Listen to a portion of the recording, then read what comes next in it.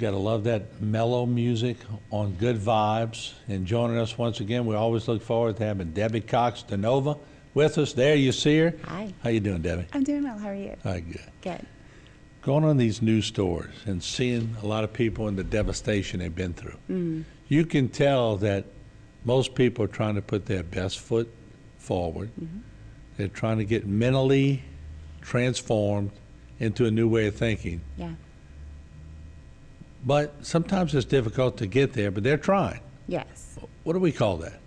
I call it toxic positivity. Okay. And this is one of my favorite topics to talk about because it's very pervasive. And I get a lot of people in my coaching sessions and my workshops who ask me, how can I bring higher vibrations to my life? I'm in such a low vibration place right now. How do I get to a place where I'm actually experiencing more light, more higher vibrations when I'm so far away from that? Now, we are, through a number of different environments, taught a counterintuitive idea to what I'm about to talk about today. And that's this idea that is, if you want more light, if you want more positivity, you just need to be more positive. You need to smile more. You need to look on the brighter side. You need to avoid what's negative and look at the positive, okay? So there's a huge problem with this when you really want authentic light vibration, if you want authentic positivity in your life, okay? So I say good vibes only is a very toxic idea when you really need to put your attention on darkness. And what I've found and what science has found is that a person's ability to hold light in their lives, to have higher vibrations in their lives, is really contingent on their ability to sit with darkness. Okay, there's something called shadow work in the positive psychology world, and if you hear shadow work, you might think it sounds like a malevolent idea. But shadow work really is about putting your awareness, your attention on the stuff that your conscious mind doesn't want to think about. So there's a lot of things that happen along the way through the process of being a human being, where there are small and large traumas that happen. And we make decisions in those times that have us often feel like parts of ourselves, aspects of ourselves are inappropriate, unacceptable, and so we kind of push them behind us, okay? We push them into a space of unawareness, but they don't go away. So energetically, they're still there. Energetically, they're trying to get our attention because our body and our mind, our emotions, all want to go to a course corrective action. Yeah.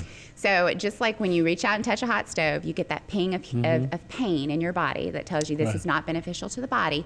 Those negative emotions that we feel are also a ping, like asking us to put our awareness on something in order to bring us to an actual, more beneficial place. And if you're of the belief that you have to ignore those negative feelings and slap on a happy face, you're going to actually reinforce the lower vibrations. It's going to get louder and louder to get your attention.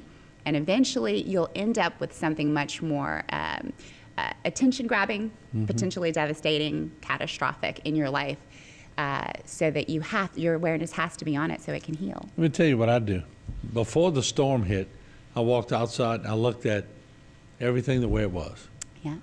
And I said, come 48 hours, it's not going to look the same.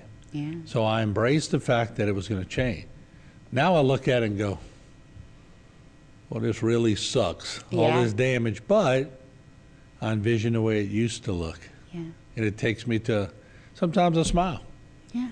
You know? Yeah. It gets you past the hump. It definitely gets you past the hump. And if you really think about it, so this is the difference again between coping and correcting. Coping is sort of like, let me, in a lot of spiritual practices, it's about transcending what actually is, like bringing yourself mentally and emotionally to another place. So you're sort of escaping the reality. And we've got a lot of modalities for escape now. You can go to your phone, you can go to your television, you can drink, you can eat, you can shop, you can do a lot of different things to escape the reality of what is. But there is an objective reality that often needs our attention. So for an example, if you've got a Cat 5 hurricane coming, right, and you're in your small home and you see a tornado coming, a person who might be prone to extreme transcendental work might be like, no, I'm going to drop into meditation. this is not happening. Everything is fine. Hum. Doesn't change the objective reality that a tornado is coming, right? Right. So in order for him to actually take action in a way that's actually going to be beneficial to him, he has to face the fact that a tornado is headed his way. Right. Same thing can be said for after the storm passes, right? Imagine a house where the person is so committed to creating their own reality that they paper up the walls and or the windows, and they create a dark space for themselves. There's water damage on the inside, but they can't see it now, right? And so now they can tell themselves, everything's fine here. It doesn't stop the fact that there's mold growing on the inside of their home. They may not be able to see it.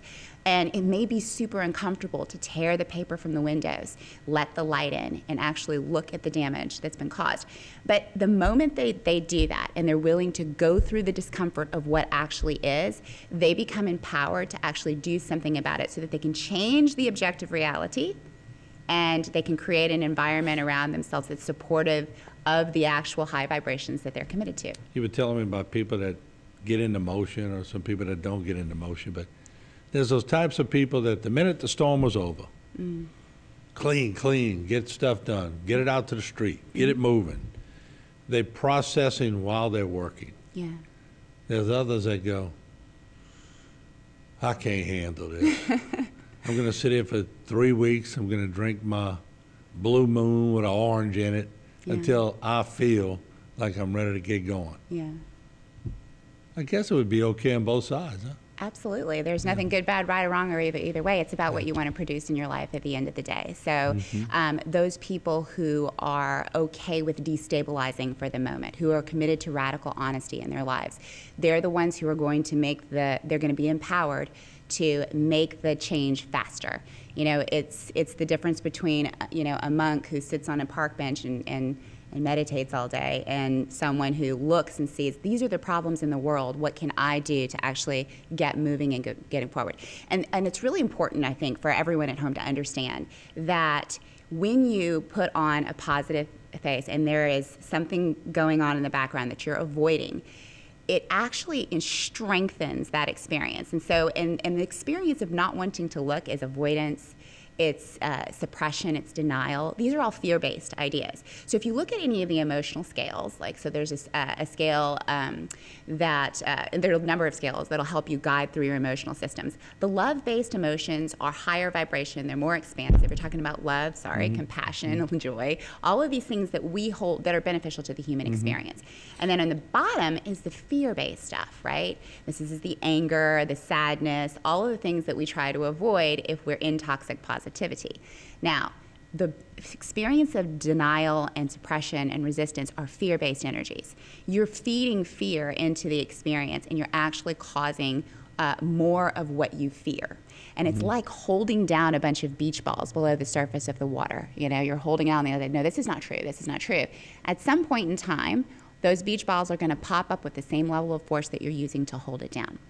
And I love to use this analogy, and everybody's seen something like this, where there's a couple, and one of them is unfaithful to the other, right? Everybody knows it, but perhaps, let's just say in this instance, it's the wife who's being cheated on by the husband. They have this big life, they have kids, they have all of this stuff that has her committed to the idea that everything is good here, everything is fine, because the looking at what actually is would be so destabilizing that it might actually challenge her. It'll definitely challenge her comfort. It'll challenge her identity. It'll challenge so much about her world that she avoids that discomfort by pretending that she doesn't see what she actually sees and what everyone else sees. And now, she wants to hold the kids close. She wants to hold the kids close. Yeah. And so, but what happens is if she's trying to gaslight herself, and we all know what gaslighting is, right? It's challenging your perception of reality. If she's trying to gaslight herself into thinking that she has a happy marriage and that both parties are at the table, under the same agreement, and they're still keeping their commitment, then eventually it doesn't change the objective reality that one partner is not actually faithful in the relationship. Down the line, she could be creating a much more painful experience than if she looked right now and addressed the issues, whatever addressing them actually looks like. But first you have to look. You have to be willing to sit with in compassionate awareness of what actually is happening within yourself, what's happening in reality. You have to be able to look at what is in order to make change. That's sort of like in an abusive relationship too. Yeah. you got to acknowledge that that person is beating on me, so to speak. Exactly. Mentally or physically. Absolutely, absolutely. Because again, there's so many examples of this. It's, and we do this collectively too, so we'll do it on an individual level, but collectively we'll come to agreements of gaslighting as well. And the reality is that if something destructive is actually happening on the objective level, and we're transcending it by saying, nope, I'm just distracted, I'm gonna be on my phone, or we're gonna all be in agreement that this is not happening. Again, it allows something destructive to continue forth. So we get these pings within ourselves. We get low-level inflammation in our body before a disease happens. We get discomfort within ourselves. There's a little intuitive hit when someone is not good for us, right? And if we don't honor these things, if we don't look and actually do something about it, over time, it's a drip, drip, drip. It becomes much more destructive over time. So the people who are able to move through crisis, who are able to make change really quickly, they are the types of people who are willing to look at the darkness in order to be more committed to the light and truth and reality. Instead of doing the heavy lifting work of having to transcend everything that doesn't feel good or doesn't look right on this plane, why not just look and say, I am the type of person who's going to be able to handle this, whatever it actually is. So the whole time you're talking, I'm thinking to myself on that last statement you made, listen to your gut. Your gut, it's an expression, but it's really reality, isn't it? It really is. It really is. And for a lot of people, if you've been gaslighting yourself for a long time, it may take a little bit to start trusting yourself again. Because there's the experience of trauma that sometimes creates us as being like, beat puppies or something like that. Yeah. That's not the same thing as your intuitive guidance. Well, I'm used to being hurt. I'm okay with it. I'll stay here. Right, right. Yeah. It's a protective mechanism. So, so we get to start tuning into ourselves and really start to learn the difference between our trauma and our intuitive guidance. And when we start trusting into the intuitive guidance, we understand that we're going to be okay regardless, that it's going to be fine. We can actually sit with what is and move through the emotions, because emotions want to move. It's a scale. So you're down here and you're feeling powerless, right? It's a long jump to joy.